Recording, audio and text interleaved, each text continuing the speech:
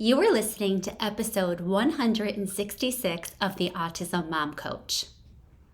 Am I expecting too much or not enough from my child with autism? Before we get to today's topic, which is a juicy one, I want to remind you that I have spots open in my one-on-one coaching program. So if you've been thinking about working with me, now is the perfect time. In just 90 days, I will work with you one-on-one, and I will invite you into the group coaching program that I have that is only for my current and alumni clients, and you will transform your autism parenting experience quickly and with the support of me and an amazing community. To get started, all you need to do is schedule your consultation call by going to the link in the show notes or my website, theautismmomcoach.com. All right, on to today's topic.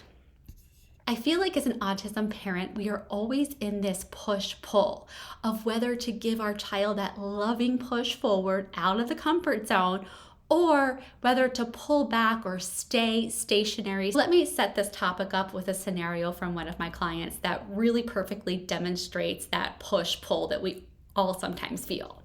She had just had a really positive experience taking her son out to a restaurant when something unexpected happened. So the scenario is that she has been taking her son to a Panera Bread for some time. They go every week or so. What she had not realized is that a pattern had developed within this outing, and she did not spot the pattern until it was about to be broken. So she and her son order their food, she's filling up her drinks, all is going well. She looks over at her son, and he is standing patiently in front of a corner table occupied by a group of women. And that's when it dawned on my client, every time we come here, this is where we sit. She's putting this together quickly in her mind, and the alarm bells start to go off like, oh no, we can't sit there. And her son was clearly wanting to sit where he sits. So she took a deep breath, she paused, she calmed herself down, and she calmly went over to her son and said to him, "We are sharing the restaurant with other people today," which, by the way, I think is such a great line. We are sharing the restaurant with other people, and right now we need to find another table. And her son accepted this answer, probably didn't love it, but he accepted it. They went to another table, ate their food, and every once in a while she would see him peer up from his food and look over at the table to see if it was vacated yet. It wasn't. But he kept it moving, and he did a really great job. When she was relaying this story to me, we were really focusing on how well he did adjusting to that sudden change, because she had had some concerns about previous public meltdowns and the anxiety that creates in her. So I was really wanting to drill down into this positive experience to figure out what went well for her, how she was able to calm herself down, and recognizing the extraordinary job her kid did in that pivot. She was so proud of him. This was a win. He was successful. And her thought went to, well, maybe I should make him do this more. Maybe the next time we go to Panera, even if his spot, Sheldon Cooper, is open, I should encourage him to sit somewhere else. And so this is where I had her pause, because right there, this is what we all do. We have a success, we see our child handle something and handle it well, and our brain goes to, maybe I should push them more.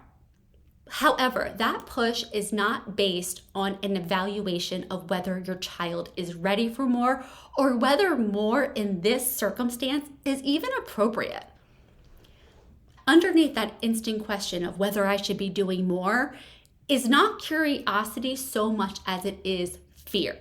Fear that you're holding your child back. Fear that you're getting in their way of progress. Fear that if you don't push now that you'll miss the window. Fear that you haven't been pushing them enough and you've been babying them or enabling them. So what happens is we see these successes and we try to get ahead of it because we want to prove to ourselves that we are not slacking and that we are on top of things and that we are doing enough to help our child succeed.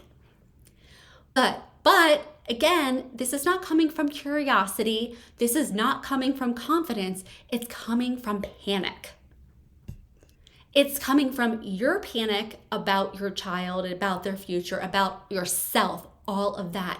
It almost has nothing to do with them at this point. Because if it did, you wouldn't go from, he did really well at this thing, let me add things on. It would go to getting curious and evaluating, why did this work? Why do I think he was able to make this pivot in this time? Where else do I think I can encourage this? You would get more detailed, you would get more into the weeds of the evaluation versus that getting on Google and trying to figure out what else you can do. This is a very disempowering place to make decisions from.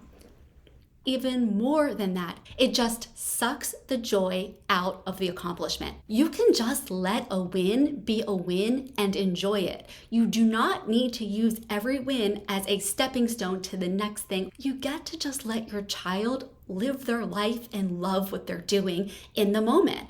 And so as I was coaching my client, my question was, what would be the point of encouraging him to sit somewhere he doesn't want to sit in this situation? After all, if going to Panera is supposed to be a treat and it's something that he's looking forward to, why not let it just be that? Not every moment needs to be a teachable moment. So back to the question, am I expecting too much or not enough? Instead of wasting your time on this dead-end question, ask yourself this question. Why am I asking myself this right now? What is happening that is resulting in me questioning this? Did I see something on Instagram where another child my kid's age is doing something and then I'm wondering whether or not I'm pushing my child enough? And then I start asking, am I doing enough? Right there, your question's not necessarily being fueled by an evaluation of your child as they are right now in their circumstance. It's based on something that you're seeing on the internet before you even go into an evaluation of whether you're going to push your child out of their comfort zone. And 100%, there are times that we want to do this, absolutely.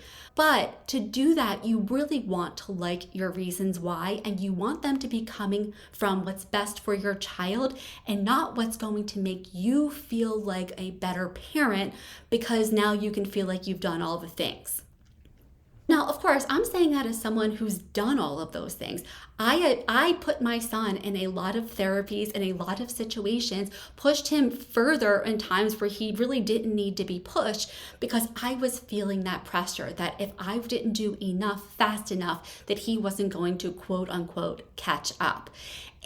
And when I was coming from that energy, I burned out pretty quickly on whatever it was and didn't stay consistent.